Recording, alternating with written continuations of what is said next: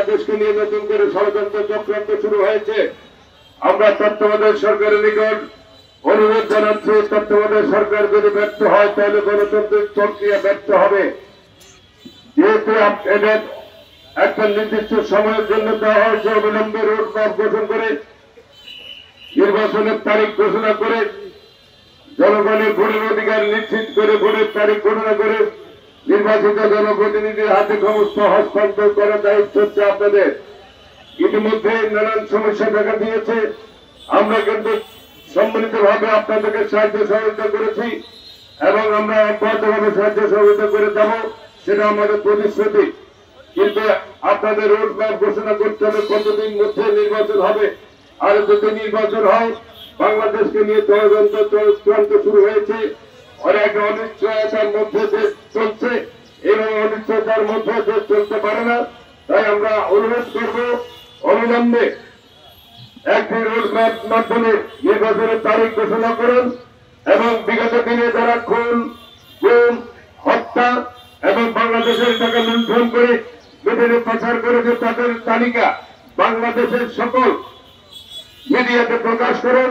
কে কত টাকা বিদেশে প্রচার করেছে, কে কত টাকা সম্পদ করে তুলেছে, এই আওয়ামী লীগের ক্ষমতার আমল আগে তার ক্ষমতার সম্পদের পরিমাণ কতটুকু ছিল আর বিগত 17 বছর সম্পদের পরিমাণ কতটুকু হয়েছে তার তালিকা বাংলাদেশের শ্বেতপত্র বাংলাদেশের জনগণের কাছে প্রকাশ করুন এবং এই অবৈধ সম্পদ বাজেয়াপ্ত করে জনগণের সম্পদ জনগণের উন্নয়নের কাজে সেটা ব্যবহার করতে হবে।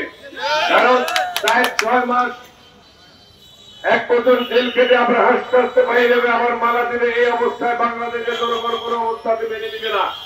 যারা দেখেন জনগণের হত্যা করেছে বিনা কারণে, আইনের সৃষ্টি করেছে, হাসিনা এবং হাসিনার দোষকদেরকে আইডেন্টিফাই করে দেশ প্রধান ট্রাইব্যুনাল গঠন করা হয়েছে।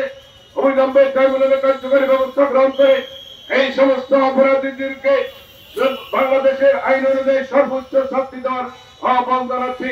ভবিষ্যতে কোন রকমের আদালতে কোন স্বৈরশাসক এদেশের জনগণের উপরে এইভাবে জগদ্দল পাথরের মতো চেপে বসে জনগণের গান মান গণতান্ত্রিক অধিকার লুটপাট ব্যাংক ডাকাতি এই সমস্ত কোন জিনিস চালু করার আর সাহস না পায় সে ব্যবস্থা গ্রহণ করতে হবে। বন্ধুরা, আমার একটি জিনিস আপনাদেরকে স্মরণ করতে হবে, আওয়ামী লীগ কখনো গণতন্ত্র বিশ্বাস করে নাই, বরং শেখ মুজিবুর রহমান দেশের মানুষ ভোট দিয়েছিলেন। কিন্তু উনি যখন সর্বপ্রথম 73 সালে নির্বাচন করেছেন, ওনার অবস্থা মাত্র 3 বছর 2 বছর 2.5 বছর ব্যবধানে ওনার অবস্থা জনগণ থেকে উনি বিচ্ছিন্ন হয়ে পড়েছেন। ওই সময় শেখ মুজিবুর রহমান ব্যালট পেপারকে হেলিকপ্টার দিয়ে দাউদকান্দি এবং বরিশাল এবং বঙ্গভবনে করে সেখানে চেঞ্জ করে সেখানে উনি রায় ঘোষণা করেছেন। আর তার মেয়ে হাসিনা তো ভোটে বিশ্বাস করে না। হাসিনা রাতের ভোট দিনে, দিনের ভোট রাত এবং ভোটার ছাড়া হাসিনার দিব্যি দীর্ঘ 17 বছর দেশ চালিয়েছেন। হাজার হাজার কোটি টাকা শেখ মুজিব তার পরিবারের লোকজন পাচার করেছে বিদেশে। আজ বাংলাদেশের জনগণের এই ঋণে আবদ্ধ করা হয়েছে।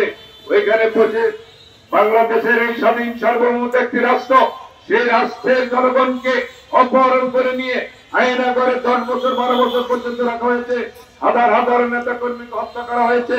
তাদেরকে হত্যার রোমহর্ষক ঘটনা যদি পত্রপত্রিকা আপনারা দেখেন এখন বুঝতে পারবেন কি বৈষয়িক নির্যাতন দেশের জনগণের উপর করা হয়েছে। আমরা স্পষ্টভাবে বলে দিতে চাই, এই সমস্ত ঘটনার সাথে যারা জড়িত অবিলম্বে তাদেরকে আইনের আওতায় আনতে হবে। প্রশাসনকে আমরা বলে দিতে চাই, আমরা মামলা আছে কিন্তু আপনারা গ্রেফতার করেন না, আবার বলেন যে কোথায় আছে ধরে দেন, আমরা নিয়ে আসবো।